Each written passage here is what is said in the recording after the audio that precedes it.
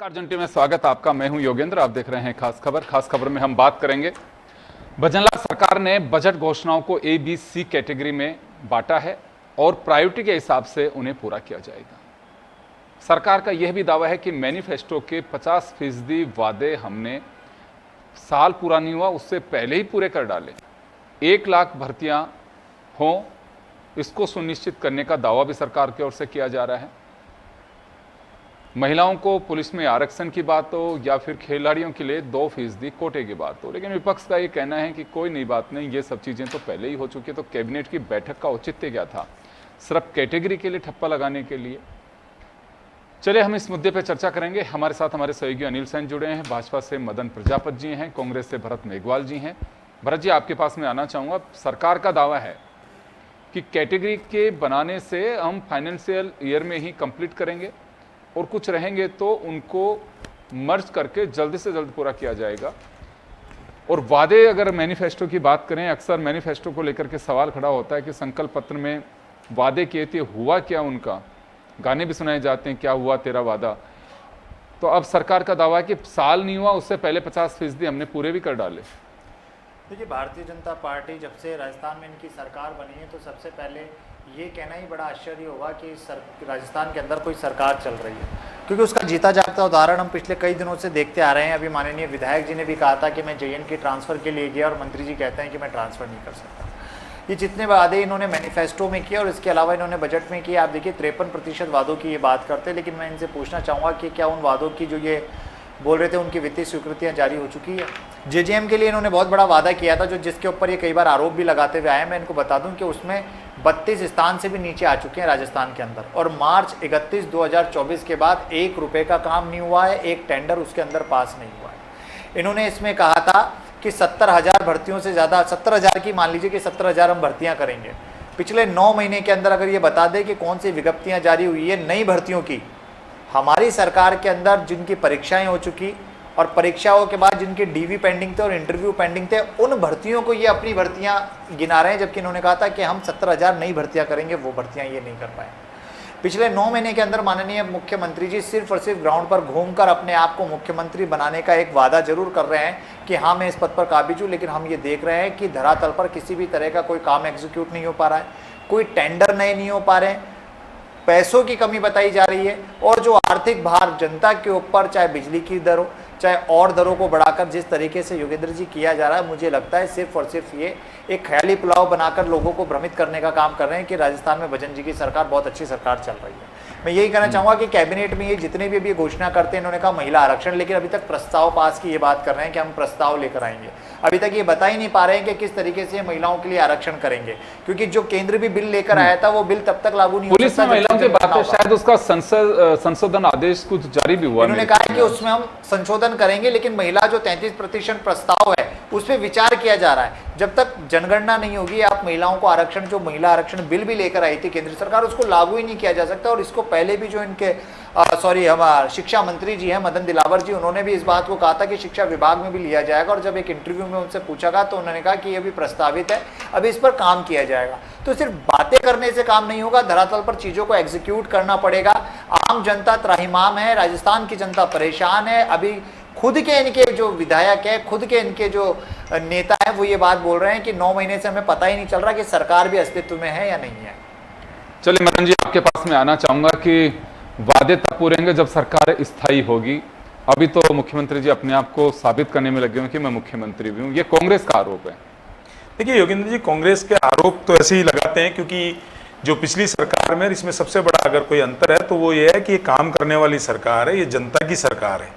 पिछली सरकार घोषणा और भ्रष्टाचार की सरकार थी, जिसके चलते राजस्थान में कुछ नहीं हुआ। आज जिस तरीके से महिलाओं को मजबूत करने के लिए 33% आरक्षण जो है पुलिस भर्ती के अंदर देके महिलाओं को का सशक्तिकरण करने का जो हमारा वादा था वो हमने पूरा किया है। हमने जो पेंशन के अंदर जो विशेष जन है उनको PP में जोड़ने का काम जो है भजनलाल जी की सरकार ने किया है। आज बिजली के अंदर राजस्थान को आत्मनिर्भर करने के लिए जमीन का आवंटन किया गया है, और मैं 3150 मेगावाट की हम बनाएंगे उसमें, और 6,800 477 हेक्टेयर भूमि जो है हमने आवंटन करने का काम किया है। तो जिस तरीके से जो ये इन्वेस्टमेंट समिट जो लास्ट में जाके करते थे दिखाने के लिए, आज भजनलाल जी के टाइम पे वो इन्वेस्टमेंट समिट जो है वो अभी ओके राजस्थान राइजिंग का कॉन्सेप्ट लेके आ रहे हैं। तो ये राजस्थान को उद्योग स्थापित करने के लिए, राजस्थान को हर क्षेत्र के अंदर आत्मनिर्भर करने की तरफ राजस्थान सरकार का एक कदम है। ये कदम कांग्रेस को दिखेगा नहीं, क्योंकि उनके सोते जागते उठते बैठते अभी ये चीज पचा ही नहीं सकते कि कोई सरकार इतने आराम से इस तरह इतनी स्मूथनेस से काम भी कर सकती है, क्योंकि बिना भ्रष्टाचार के काम हो जाए। ये जिस जेजीएम को के लिए बात कर रहे थे, उसकी सबसे बड़ा खामियाजा तो आपने भुगताया है कि आपने किस तरीके से उसके अंदर घोटाले किए, घपले किए, भ्रष्टाचार किए, किस तरीके से पाइप ऊपर की लाइन में बिछा दिए, जिसी के चलते आज जेजीएम की जो है स्थिति इस तरीके से आके रहेगी। हम उसमें संशोधन करके और उसको सही करने का काम कर रहे। राजस्थान के मुख्यमंत्री माननीय भजनलाल जी के नेतृत्व में जो सरकार काम कर रही है, वो पिछली कांग्रेस सरकार ने जो 5 साल में नहीं किया, वो 8 महीने के अंदर 9 महीने के अंदर इस सरकार ने कर दिया है। अनिल, आपके पास में आना चाहूंगा। कैटेगरी वाइज तो चलिए ठीक है, आपकी प्रायोरिटी कौन कौन से काम की पहले है, सेकंड कौन से और थर्ड पे कौन सी जा रही है, इतना लेकिन सहज होगा कि आप किस विभाग को आप कैटेगरी में रख रहे हैं, सी श्रेणी में आप रख रहे हैं, जिसका मतलब है कि वो आपकी लास्ट प्रायोरिटी पे है। देखिए, बिल्कुल बजट की जो घोषणाएं हैं, डिवाइडेशन ये यहाँ पर है और खासतौर से फोकस है कि हम घोषणाओं को कैसे पूरा कर सकते हैं। अक्सर ये रहता है कि सरकार जब आती है तो संकल्प पत्र की जो घोषणाएं हैं उनमें भी ये डिवाइड करती है कि कौन सी घोषणाओं को पहले पूरा किया जा सकता है। उन घोषणाओं को पहले लिया जाता है जिसमें वित्तीय खर्चा कम आ रहा हो, यानी सरकार का फोकस होता है कि लागत कम हो और उस घोषणा को इम्प्लीमेंट कर दिया जाए तो सरकार की वाहवाही होती है। यही वजह है कि हम देख रहे हैं इस सरकार में भी लगभग 50% वादे पूरे करने की जहां तक बात है, फैसले बड़े भी हुए हैं, लेकिन छोटे छोटे भी कई ऐसे फैसले हैं जिनको लागू किया गया है और उसी के आधार पर ये 50% जो संकल्प पत्र पूरा करने का वादा आ रहा है, जनता के बीच में जो मैसेज यहाँ पर दिया जा रहा है, ये उन उपलब्धियों का ही एक हिस्सा है। बजट जारी किया गया, बजट जनता को समर्पित किया गया, लेकिन उसको एक अच्छी बात है कि इसका डिवाइड किया गया कि ABC 3 कैटेगरी। एक कैटेगरी में वो घोषणाएं हैं बजट की जिनमें वित्तीय खर्चा नहीं है और उनको इंप्लीमेंट किया जा सकता है, और B में वो है जहां पर वित्तीय खर्चा आएगा और उसको लागू करना है। तो ऐसे में पहले A कैटेगरी को फोकस किया गया, उनको लागू किया जा रहा है, और B कैटेगरी के ऊपर भी आज जो समीक्षा बैठक यहाँ पर है, मुख्यमंत्री भजनलाल शर्मा तमाम अधिकारियों से जब चर्चा कर रहे हैं तो ये फोकस है कि उनको जल्द से जल्द पूरा करते हुए C कैटेगरी पर जाया जाए, ताकि उनको शुरू अगर मुहिम बजट की जो घोषणा है उनको अभी से शुरू कर देंगे तो अगले जो बजट होगा उसमें ये नहीं रहे कि पिछले बजट की जो घोषणा थी उनको पूरा नहीं किया गया है। तो ऐसे में हमने देखा भी है जब सरकार बनी, सरकार बनने के साथ में ही चाहे 450 रुपए का सिलेंडर देने की बात हो, उसकी घोषणा की गई, एक राहत भरा कदम जरूर कहा जा सकता है, लेकिन फिर भी इंप्लीमेंट की जहां तक बात है, ERCP की ले लीजिए, यमुना जल समझौता की ले लीजिए, पेट्रोल डीजल पर जो उम्मीद थी जनता को उतना वेट कम नहीं हुआ, लेकिन फिर भी एक वेट की राहत यहाँ पर रही। तो कुछ कीमतें यहाँ पर पेट्रोल डीजल पर भी कम हुई, जो कि एक आम व्यक्ति के ऊपर भार पड़ रहा था। महिला आरक्षण, महिलाओं को नौकरी में जो अगर देखा जाए,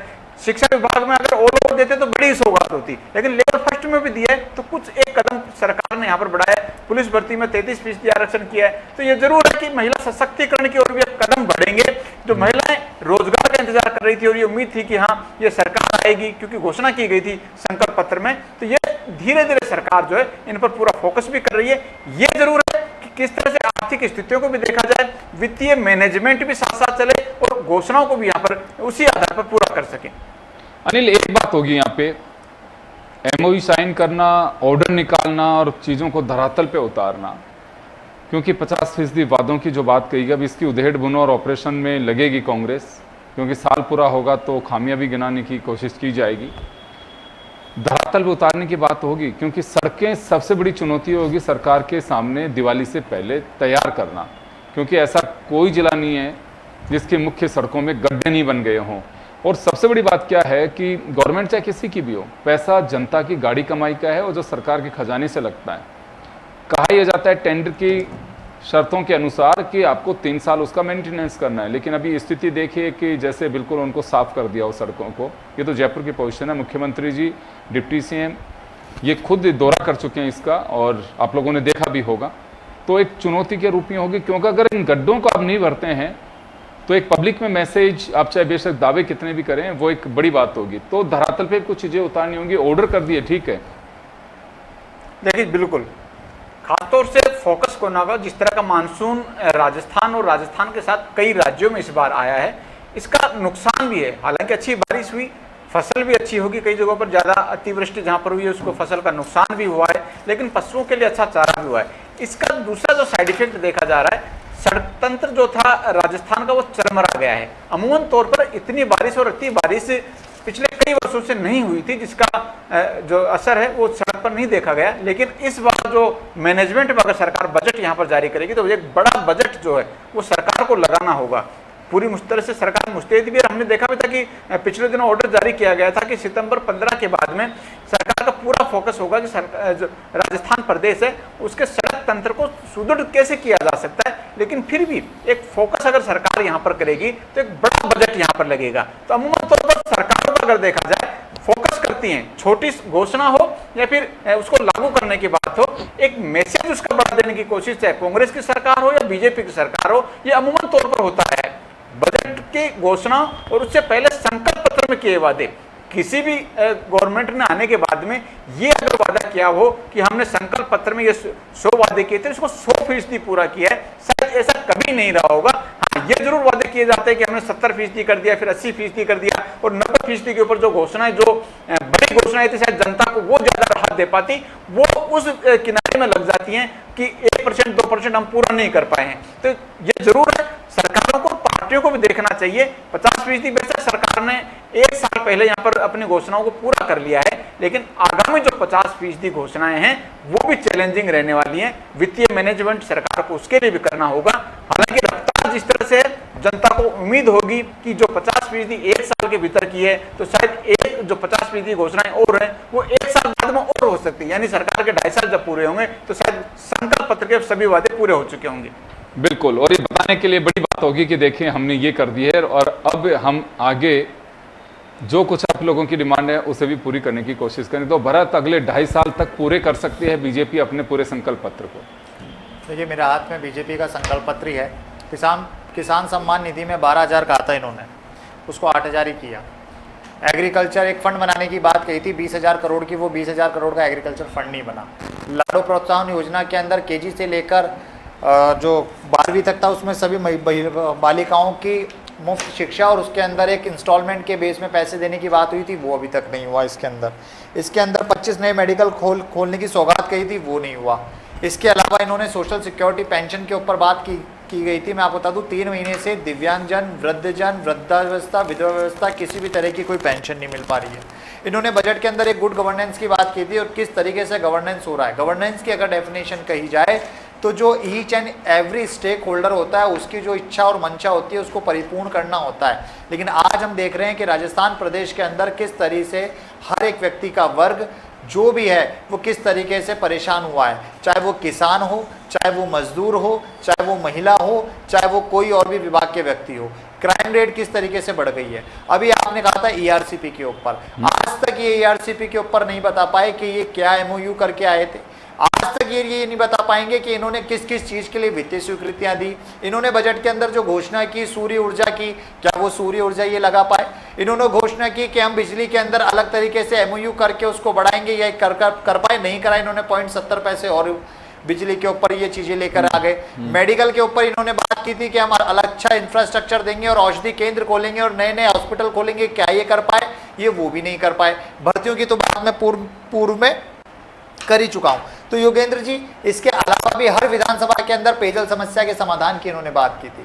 50% अगर एक एक को देखकर निकाली जाएगी ना तो आपको खुद को एहसास होगा। 50% तो छोड़िए, 20% भी ये अभी तक अपनी जो घोषणाएं थी वो मैनिफेस्टो का केवल उस मैनिफेस्टो की घोषणाओं को ही पूरा नहीं कर पाए। तो सिर्फ और सिर्फ लोगों के बीच में बयानबाजी करना सही नहीं है।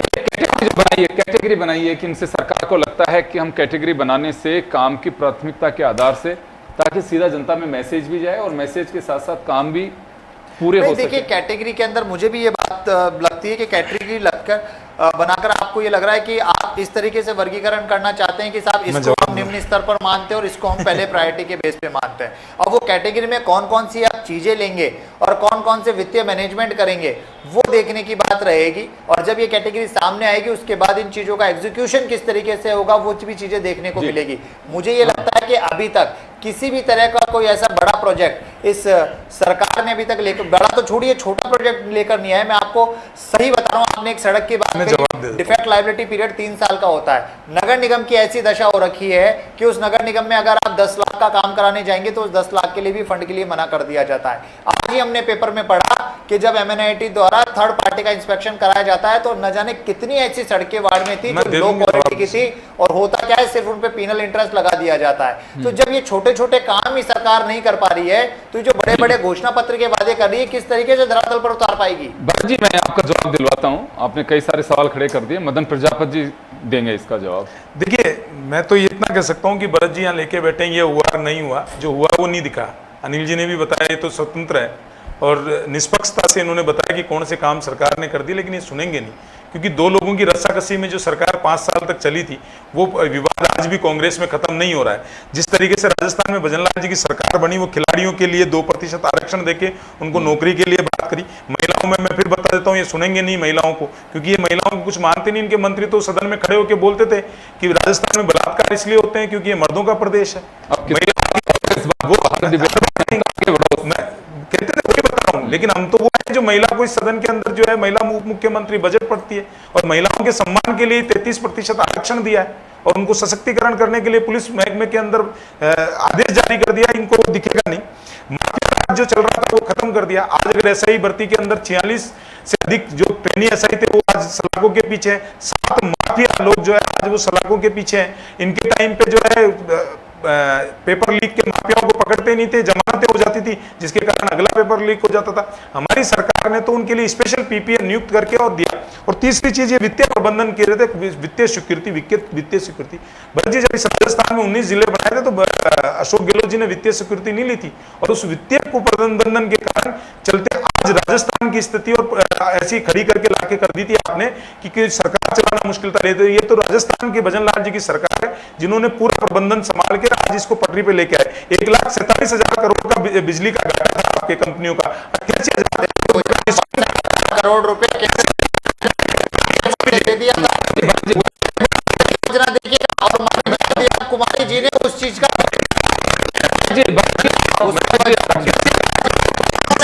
जो जीरो छोड़ के गई थी वसुंधरा जी, 88,000 करोड़ का डिस्कॉम के ऊपर घाटा है। नहीं, मैं दूसरा आपको भी एक चीज और बता देता हूं। मदन जी, मैं आपको भी करेक्ट कर देता हूं। भैरव सिंह जी के बाद में जब ये कंपनियां बनी, किसी मुख्यमंत्री ने घाटा जीरो नहीं किया। मैं आपको क्लियर कर देता हूं, वसुंधरा जी के टाइम पे जीरो नहीं रहा था।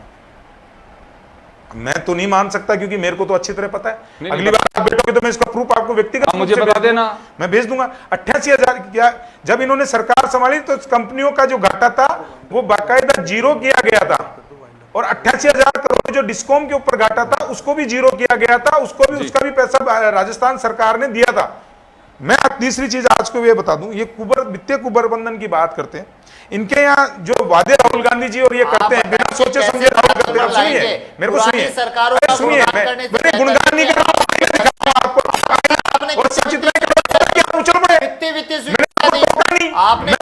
वित्तीय सिक्योरिटी। भाई मैं बता रहा हूँ, सुनने की क्षमता तो बताएं कितनी, सुनने की क्षमता तो रखो मेरे। आप ये बताएं वित्तीय स्वीकृति किस किस की? मैं बता देता हूँ, मैं बात पूरी करने दीजिए। मैंने टोका नहीं है योगेंद्र जी, एक बार भी इन्होंने जो बोला। मदन जी, मैं इस मैटर को लेंगे हम। मुझे कुछ अर्जेंट रोकना पड़ेगा और बजट घोषणाओं की प्रायोरिटी तय की है भजनलाल सरकार ने और इन प्रायोरिटीज के साथ में देखिए रिजल्ट की बात होगी कि रिजल्ट धरातल पे कितना उतर पाता है। घोषणा हुई है, वादे पूरे करने की कोशिश की जा रही है और सरकार का दावा भी है, लेकिन बड़ी बात यही है कि जनता के जहन में बातें उतरनी चाहिए कि जो ऑर्डर जारी किए हैं वास्तव में जनता को उसका बेनिफिट मिल पा रहा है। हम क्षमा चाहेंगे, आप सभी को रोक रहे हैं और फिलहाल खास खबर में इतना ही। दीजिए इजाजत, नमस्कार।